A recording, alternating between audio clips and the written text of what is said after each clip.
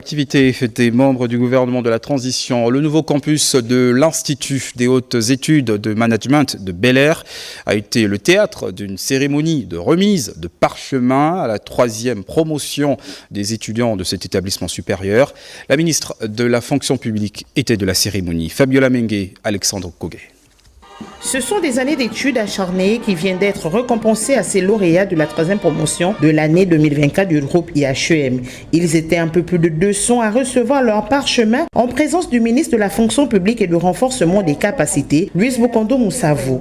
Une cérémonie de diplôme qui a pour but de célébrer l'excellence.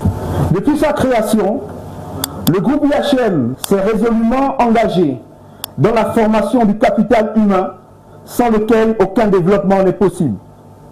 Dans ce sens, l'IHEM s'inscrit chaque année dans une perspective d'amélioration continue de sa vision afin d'offrir à ses apprenants des conditions d'apprentissage propices. Cette étape qui vient d'être franchie par ces lauréats représente un ouf de soulagement. Ils espèrent désormais décrocher un emploi. C'est un sentiment de satisfaction. Nous sommes tout à fait contents aujourd'hui de recevoir ce parchemin et nous espérons encore que cette initiative soit louable. Déjà qu'elle est louable et qu'elle puisse continuer dans cette lancée. Je suis très émue. Je remercie Madame la ministre qui s'est présentée pour cet événement aussi spécial pour nous.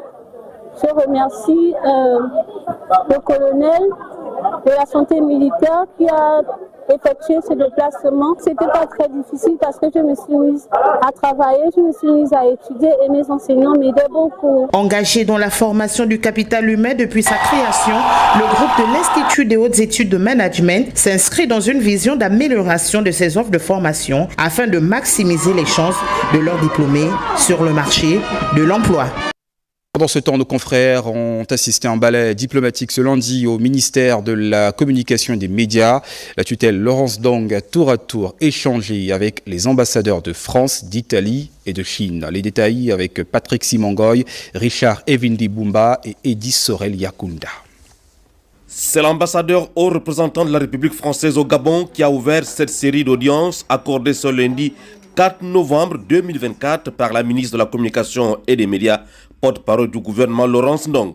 Fabrice Moriès poursuit ainsi le dialogue traditionnel entre l'ambassade de France et le ministère de la Communication. Nous avons fait le point sur les sujets que nous avons concrétisés depuis, et notamment ce séminaire de formation des journalistes gabonais que nous avons fait conjointement avec, nous avons organisé conjointement avec le ministère et qui a été opéré par une ONG qui s'appelle Médias et Démocratie. Nous avons également évoqué la situation politique actuelle au Gabon, la campagne référendaire qui va s'ouvrir dans quelques jours et dans laquelle le ministère de la Communication et le porte-parole du gouvernement va jouer un rôle essentiel.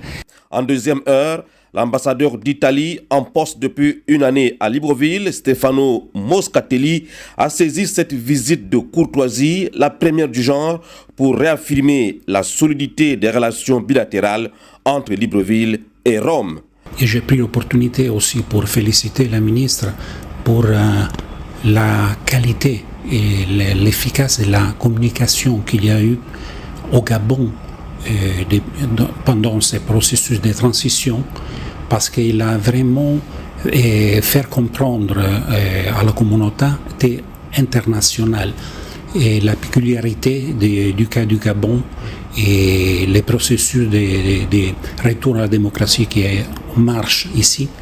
L'axe Libreville-Beijing se porte également bien. Son Excellence Xu Ping est venu échanger avec la porte-parole du gouvernement de la transition, Laurence Dong, sur les axes de coopération bilatérale, au premier rang desquels la communication, qui est un véritable pont qui favorise la compréhension mutuelle entre les peuples chinois et gabonais. Presque chaque année, nous avons eu des séminaires pour les journalistes et les fonctionnaires du ministère.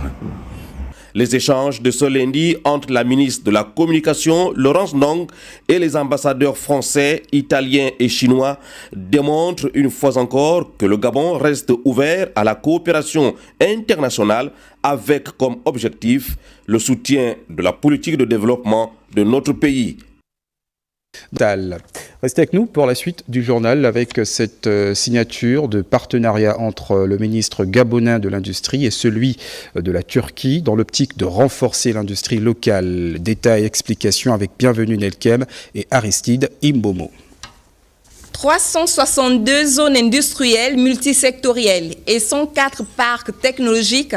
Voici le potentiel industriel turc qui a suscité l'admiration du ministre gabonais de l'Industrie, François Mbongo Rafemo Bourdet, d'où ce déplacement en Turquie.